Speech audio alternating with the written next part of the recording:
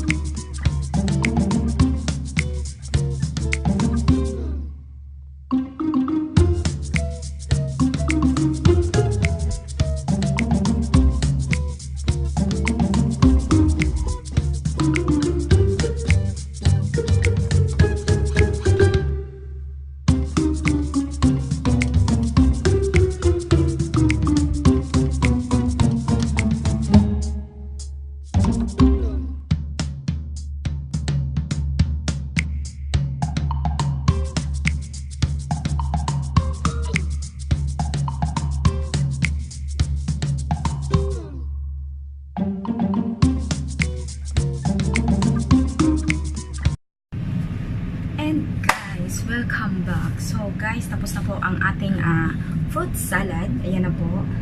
At sana po ay sinamahan niyo ko mula sa umpisa para po malaman ninyo kung gaano po siya, kung paano ko siya ginawa at kung paano ko siya minix.